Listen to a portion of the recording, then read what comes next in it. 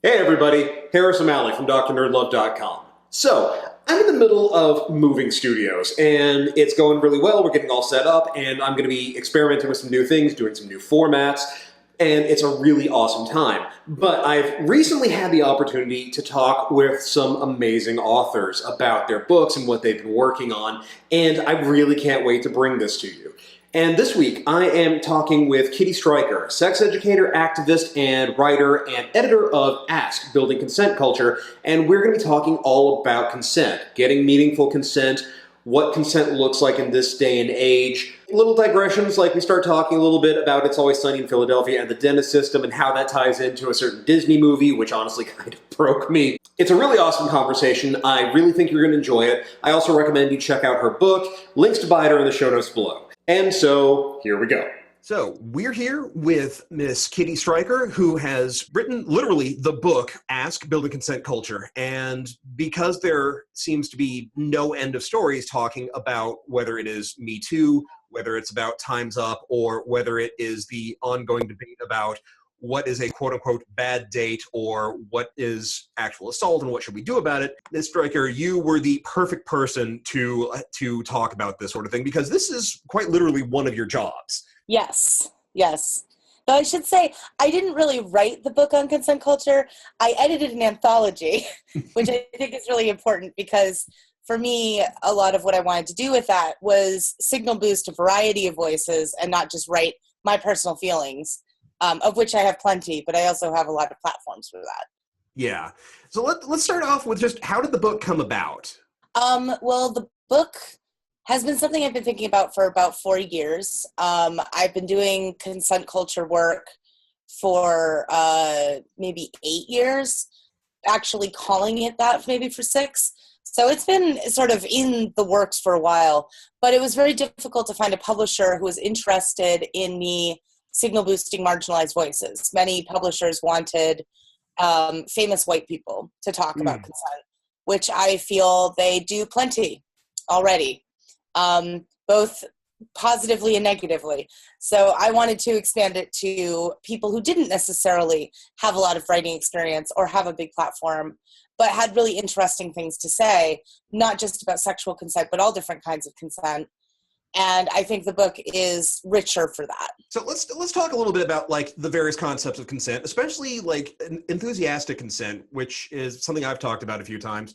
And one of the things that's always kind of mystifying to me, and I'm sure this has come up for you too, are the number of people who seem to be really having a hard time with the idea. Yeah, well, I mean, I will say as an ex-sex worker, I understand in that context why enthusiastic consent is not necessarily appropriate to demand. Yeah. I don't think that we demand enthusiastic consent from any other workplace. So why would it be important in that one? However, I do think, so I think it's important to recognize that there are reasons why you can consent that you aren't 100% enthusiastic, but that doesn't take away your agency. That said, I think that we're really scared to admit what we want or to ask for what we want. We're scared of rejection. So a lot of people would rather, it's better to ask forgiveness than permission. I hear all the time. And we're taught that constantly. So of course people are going to be like, oh, enthusiastic consent. But then I have to have a whole conversation about it. And that's not sexy or fun.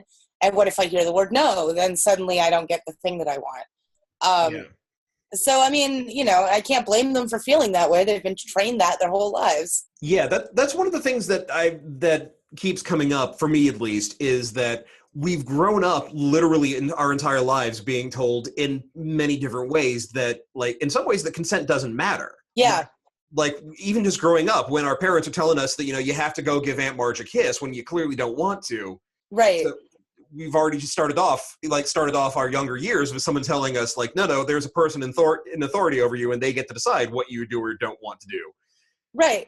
And I mean, and particularly in heteronormative situations, like, there's plenty of media that show that, yes, you should just kiss the girl, to use the Little Mermaid.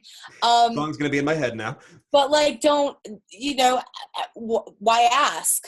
You Yeah. can just tell that, it's funny. The Little Mermaid, this just occurred to me. So she's in a boat in the middle of nowhere with this guy.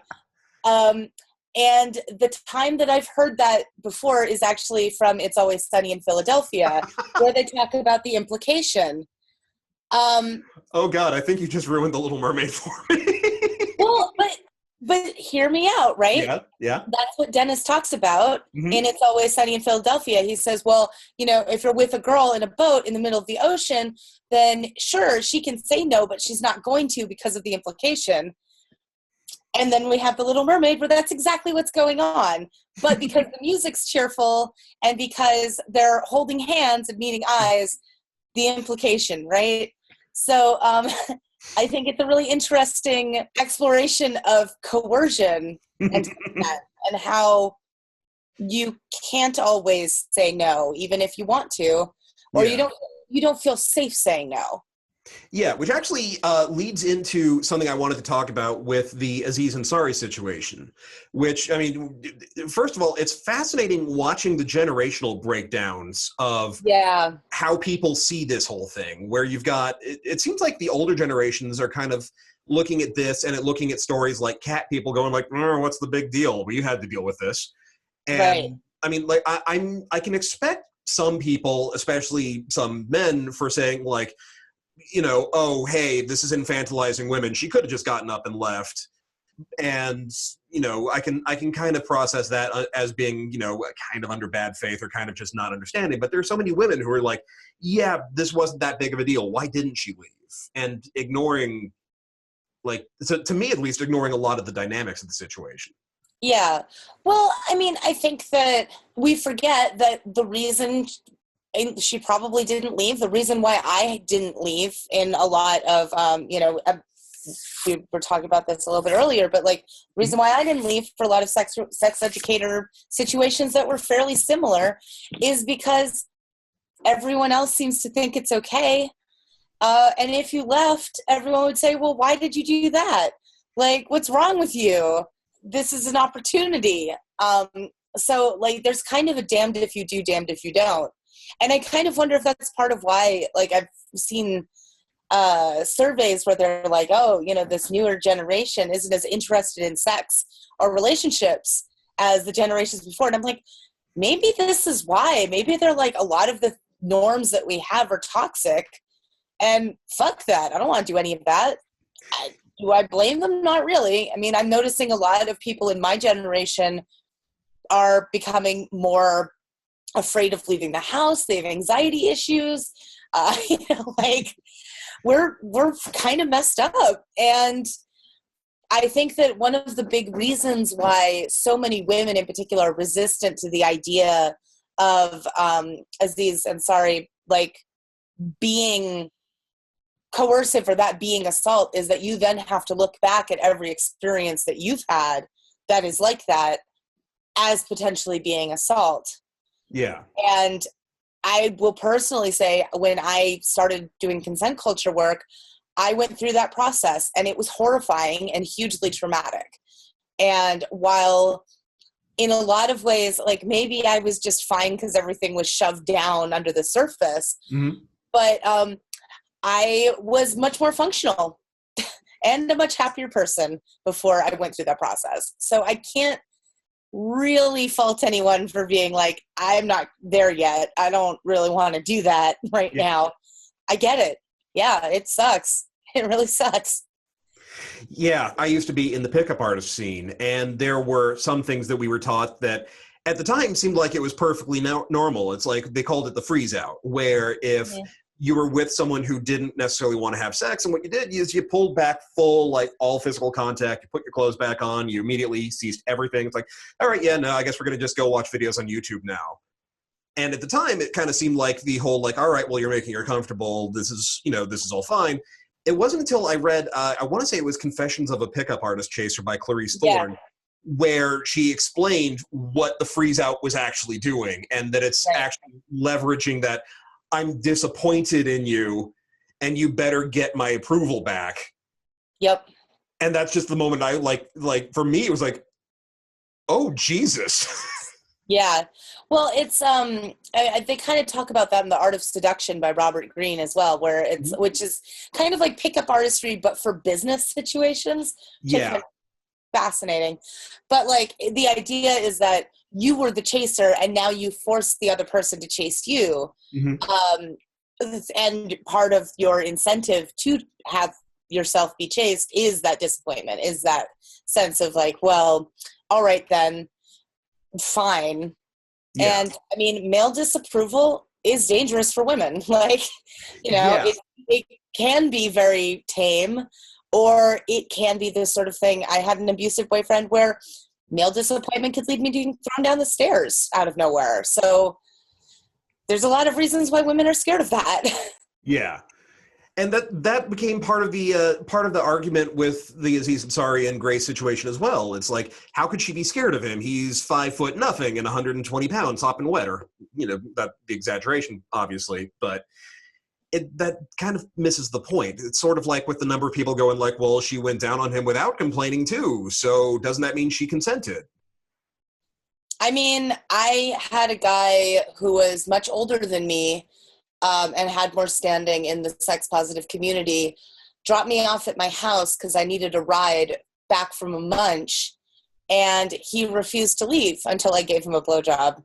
Um, and I was like, well, I could, I'm a feminist. I care a lot about these issues. I could make a big deal out of this. I could call the police, or I could just get him out of my hair and just do that.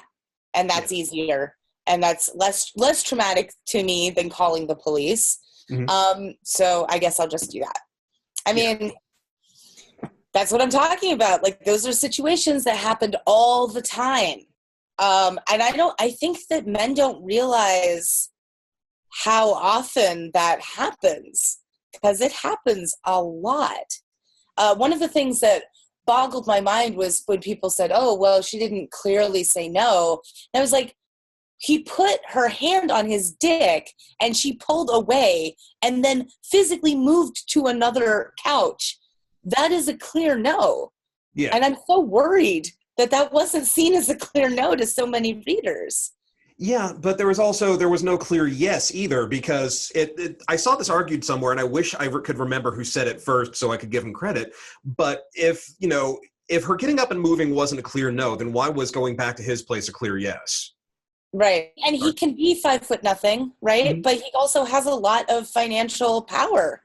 Yeah. Like, and it's at his house. Like, I couldn't believe I had to say this, but I was like, well, he knows his house. I don't Mhm. know his house. So she might not know what he has in the house. Like, I mean, when I was doing sex work and I would walk into a hotel room to see a client, I would look around. I wouldn't even hide it. I would just very clearly be looking around at everything in the room. And I would have clients say all the time, like, oh, well, what are you looking for? And I'm like, well, I'm just trying to see what in this room I could kill you with if you try anything. And they would just be like, oh shit. But I mean, my marketing was that I was an angry feminist. So like, that wasn't a huge surprise, but I think it's important for men to understand, like, that's what women are expected to do. Yeah. Because if we're not prepared, we're blamed for that. Yeah. So we've got to be ready to kill someone every time we spend time with a man, like, or be killed. Yeah, the idea that you didn't fight hard enough or whatnot. Right. One question that I'm always interested in talking about is why people who theoretically should know better still manage to get this wrong. Like Aziz Ansari and Louis C.K. both put themselves out there very much as, I am the guy who understands. I understand how dangerous it is for women out there. I understand what Right. what sex and coercive sex is supposed to be like. And then we have Louis, saying, "Hey, I'm just gonna jerk off in front of you. Is that okay?" And just like going at it. And there becomes the question then of do we assume that they were lying? Do we assume that this was a case of they legitimately didn't understand? I think they genuinely believed that they are good feminists. Like, I think that they really believe that. I think that in many ways they still can be. Frankly, I think that it is impossible to remove yourself entirely from a social bias that you have been taught your entire life. Yeah. And I actually, one of the few things that I agree with, actually, I think the only thing I agree with radical feminist thought on is their idea about consent, which is that 100% consent isn't possible under a white supremacist capitalist patriarchy. Mm-hmm. That because there are constantly things influencing you and preventing you from having full agency, it is impossible to have full agency. And for me, I find that really freeing. I mean, I'll do away with, like, I don't like their transphobia. I don't like their anti-kink stuff. I don't like all of that. But that idea about consent, I think, is a really useful place to start. Because then you recognize that no matter how good your intentions are, no matter how skilled you are, you are going to fuck up. Like, it's not a question of how do I avoid this? It's a question of how do I respond when I do it, because I will do it. Yeah. And I want to reduce the impact of that as much as possible. And I want to make it as unlikely as possible, but it's still going to happen. So what you were saying brings up a really great next question is, all right, so let us say that someone made a mistake, not maybe to the level of Ansari, maybe to the level of just something less. What do they do next? Yeah, I think that's a big question that the community is asking itself right now. Every community is kind of asking themselves right now, because the only thing we've ever had is legal. Mm-hmm. Go to legal stuff. Yeah. And now that we're realizing that is stacked against most people, people are now beginning to wonder, like, well, what do we do instead? It's hard to say. A lot of transformative justice models haven't worked 100% of the time.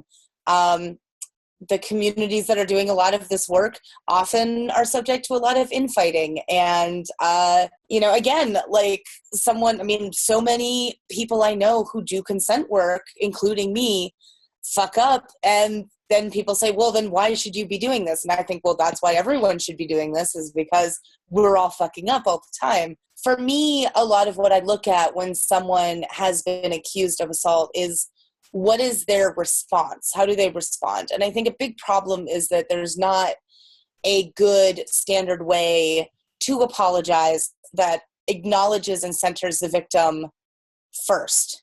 Yeah. And perhaps exclusively. Mm-hmm. Because you've done harm, and you should want to reduce that harm rather than get defensive. Yeah. I usually put it as, I like to be a wolf who, like, lies on their back and says, like, here's my belly. I'm going to trust that you don't rip it apart, but I also trust that, you're going to take the nips that you need to, that's part of what I can do. There's a lot of conflicting feelings on how to do it. I mean, I don't think that there is a perfect way to do it. I don't think that there is a one-size-fits-all strategy. Sometimes the victim wants to be involved. Sometimes they don't. Yeah. Sometimes they change their mind multiple times on how involved they want to be. All of those are normal responses. I think that that's a big thing that the community is struggling to deal with. How do you hold a perpetrator accountable and hold space for a victim's angry feelings and violent feelings without necessarily indulging them? Yeah. Because that is not sustainable. It's super fucking complicated. Yeah. What I do know is that the prison industrial complex is not doing anything worthwhile in that department. So we need to create a community response. I think we need to create a range of community responses. I think we need to acknowledge the difference between repeated behaviors versus one-offs, or like they fucked up in this way and then maybe later they fucked up in a different way.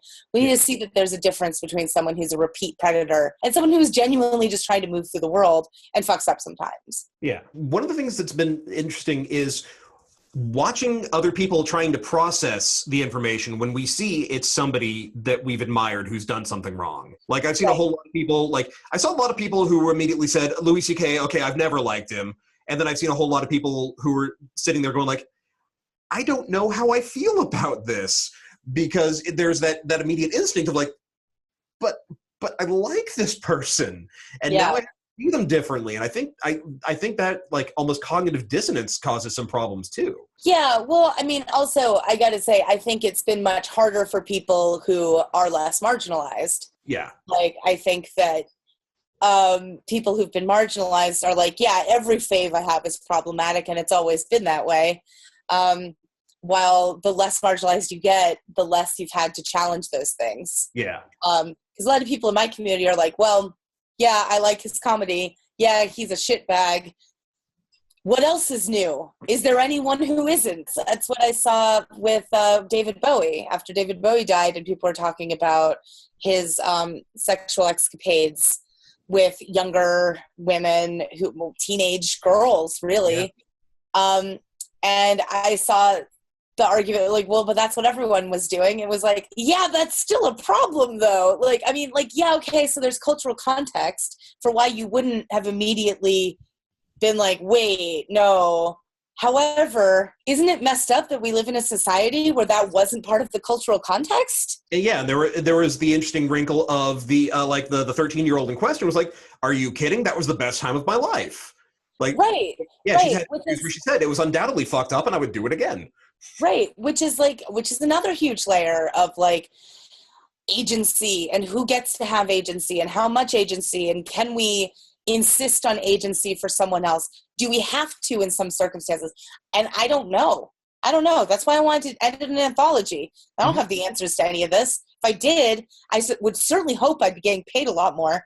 But that's probably not true because nobody likes to hear any of this stuff. It's the Cassandra problem, right? Where it's like, everyone's like, yeah, sure, whatever. You just say this stuff.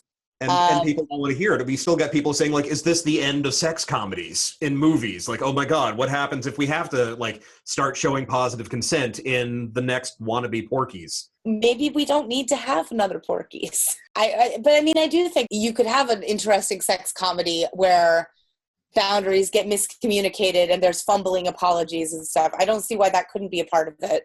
Mm-hmm. I don't see why we can't. I mean, like the incredibly dark humor from that It's Always Sunny episode about the implication, that is playing off of that humor, but it's also making it clear that that's completely unacceptable. And I think that that's what we need to look towards. Like, maybe we need to grow up as a society. I don't think that that's really all that bad. So in your opinion, is there anyone out there in terms of entertainment, in terms of games, comics, books, movies, that are really getting it right, that they're showing, or at least making some serious strides towards showing like consent culture and enthusiastic consent in a way that's digestible?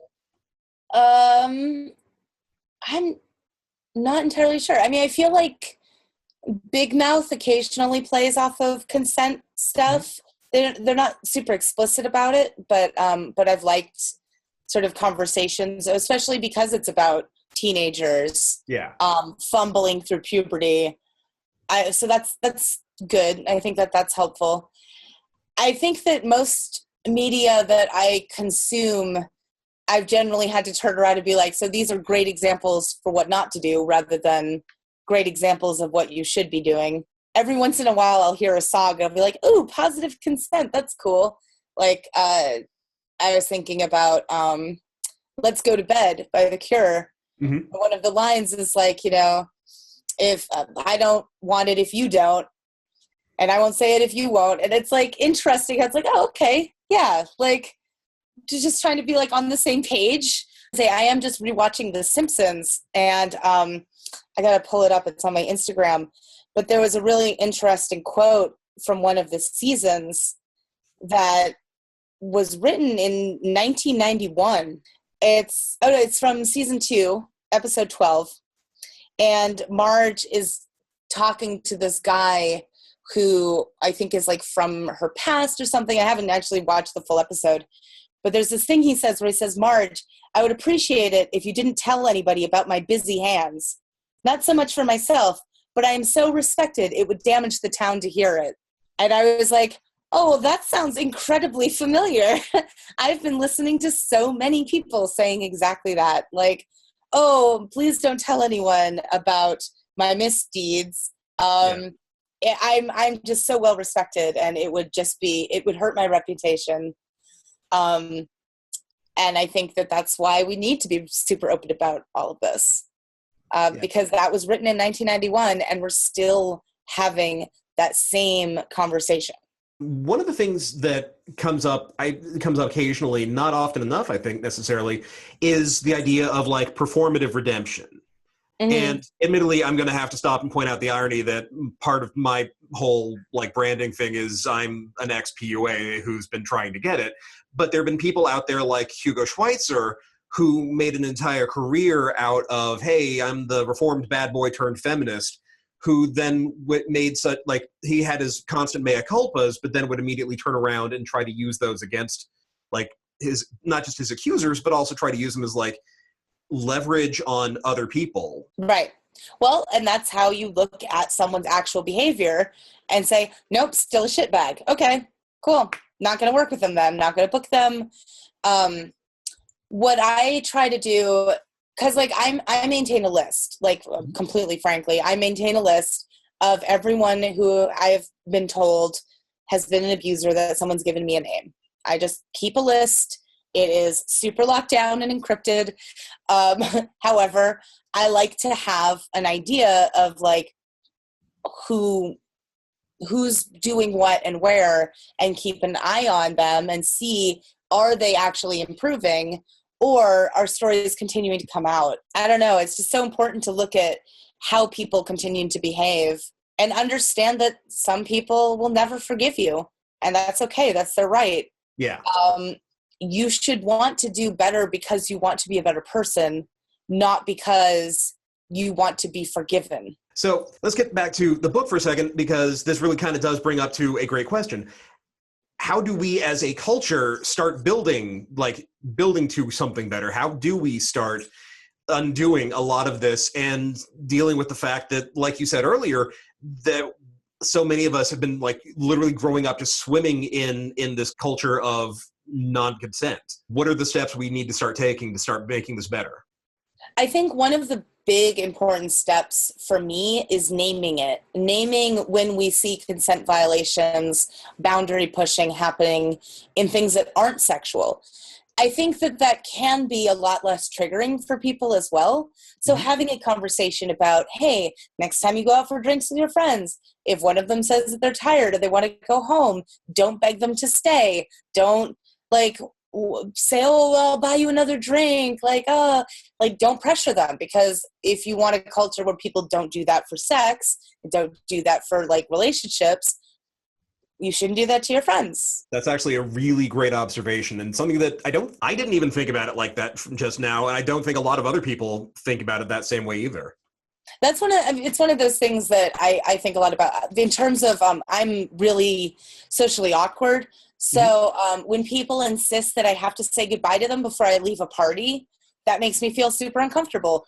I want to leave when my internal thing gets hit, my meter gets hit, and I'm like, I'm done. I can't people anymore. I just want to ghost. I want to just be allowed to leave when I want to leave. And yet there are a lot of social things about how that's not polite and that's not respectful. I think that we need to relook some of that and think about what would it look like if we did give people agency to take care of themselves the way that they felt they needed to. And what if we thanked them for doing that work for everything, and not just in relationships, not just for sex, but saw their agency and consent as valuable. I think that that's really where we start, is we start looking at all of the other less triggering ways that we're expected to violate our own boundaries and violate other people's, and start to unpick that. And I think that will help create a groundwork for healthier relationships and healthier relationships to sex as well. I think you really touch on something important there. It's like when you start examining consent culture, you start realizing how huge it is and how much there is to like unpack, and it kind of intimidates the hell out of people. Yeah. Well, I mean, I like to say a lot about, rather than talk about rape culture specifically, I like to talk about entitlement culture, which I think is equally huge Like, and for me, consent culture is the counterpart to entitlement culture. And they're both very large and have like tendrils and everything. Yeah. Because a lot of how we move through the world is about entitlement. We're entitled to good customer service. We're entitled to people smiling at us. We're entitled to having, you know, all kinds of stuff, like all the time. Yeah. And I think that a lot of our cultural norms around that is the groundwork for a really fucked up relationship to property, and bodies are part of that under a capitalist system. So, I mean, it should be easy. We should be able to sort it out in an afternoon. Like, Oh yeah, a couple of pamphlets, couple of books, and we'll be good. yeah, absolutely. We'll just wear a silly hat and it'll be fine. Yeah. But yeah, I mean, genuinely, that's what I think needs to happen. And one of the things that I'm interested in, I want to do a follow-up consent culture book. I just started a job with a travel writer, and I'm interested in using that to open me up to writing all around the world. I really want to do a consent culture around the world book that focuses on everywhere except for North America and specifically the UK, but probably most of Western Europe. Let's talk to everyone else. Yeah. Because I'm really curious. That could be what culture looks like. Yeah, totally. And maybe some of them have ways of dealing with things that we're like, oh, yeah, that makes sense. I mean, one of the things that I find so fascinating is like in India, where they have like gangs of women literally beating the shit out of rapists and domestic abusers with bats. Like, I think that's what men here are afraid of, but women here have never done that. Yeah. So, like, they should count their blessings. There are other countries where that is actively happening, and it's deserved. So, like, they should maybe stop pushing us so hard. Now, this sounds like it could be a really fascinating book, and I really hope you get a chance to write it, because, like, there are areas like Brazil where machismo is still so baked into the culture. And then you've got on the complete opposite end of the spectrum in Japan, where you've got the hikikomori, and you've got the people, I think they're calling themselves grass eaters, where so many men have just checked out of relationships entirely, and so many women have given up on romantic relationships because it's a bad deal for them. Watching these incredibly huge divides around the world about how like society is outpacing necessarily our wants and needs on a social level. Yeah. Well, I mean, history has always been heavily based on treating bodies as property, especially female and non-normative bodies, and especially bodies of people of color. So yeah. I think that like it will have to explore colonialism and its relationship to consent. It would have to talk about consent and gender identity across the spectrum of genders. It would have to talk about violence and consent and responses to consent violations. I think that there's a lot of different areas, and I'm really interested in having people in those different cultures talk about their own experiences navigating that, because I think, again, I'm much more interested in signal boosting marginalized voices than I am in writing a book myself about that. So with that in mind, with signal boosting, what are some other resources do you think that people should really check out? I mean, right now there's a lot of people talking about this stuff, so which is great. I think that Pink and White Productions has put out a lot of really good articles about ethics in porn, which I think brings up a lot of interesting consent points. I really like, there's a blog called Rad Trans Femme. I think it's a WordPress, and it's femme spelled F-E-M. And she is a trans feminist who is also radical. But she's written some of the best work on consent I've ever read. Super influential to me. I actually give her a shout out in the book because she matters that much to how I see consent now. I would definitely read Everyday Feminism. Fantastic blog, excellent writers. Where Your Voice has been doing some good work, especially since they've moved to only having queer women of color or queer women and non-binary people of color writing for them. It's a lot easier now to find stuff about it than it used to be, which is great. And it's a lot easier now to find people writing about it that are not white cis women or white cis men, which is also great. So those are all areas that I would definitely look to. Very cool. So, Kitty Stryker, Ask Building Consent Culture. Where can people find you online? I'm really easy to find online, but don't Google my name if you're at a workplace where you can't see porn, because you may get pornographic imagery from my past as a sex worker. I'm at Kitty Stryker on Twitter. I am Kitty Stryker on Facebook, though I am still serving a ban on that. I think for saying men are trash, but I'm not sure. But I'm Kitty Stryker pretty much everywhere. KittyStryker.com is my blog, and it's got my calendar for events. I'm going to be doing a Pacific Northwest road trip in March. And I'm going to a couple of Juggalo events, so I'll probably be talking about consent there. Oh, that's going to be amazing. Gaming with Juggalos and getting covered in Faygo. Oh, that sounds like that is going to be an amazing experience. And thank you so much for talking with me. This has been a great conversation. So yeah, me too. It's like so much to think about, so much to cover. Like, thank you so much. Yeah, absolutely. Hey, thanks for checking out my latest video. So I am getting ready to release a new product on texting. I want to make sure that I've got your questions covered, and I'm going to be doing a video specifically about texting dilemmas. So if you have a question about texting for success that you want to hear about, let me know.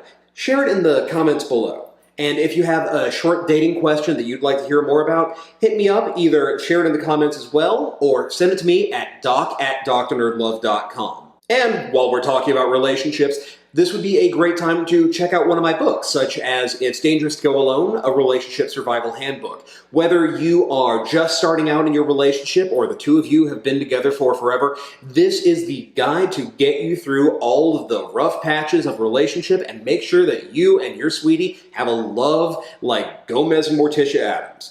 Links to buy it are in the show notes below. Check it out. And if you do me a huge favor. Leave a review on Amazon or Goodreads. It's a huge help. If you enjoyed the video, then you know what to do. Hit that thumbs up and let me know. Share it with all your friends. If you've really been enjoying the series, if you feel like it's been helping and you've been getting a lot out of it, then consider becoming a patron at patreon.com/drnerdlove. Even $1 is a huge help. Meanwhile, you can find me on Twitter at Dr. Nerdlove. Join the Facebook page at facebook.com/Dr. Nerdlove. And as always, hit that logo to subscribe. Check out my other videos, and I will be back with you next time with more about love, sex, and dating.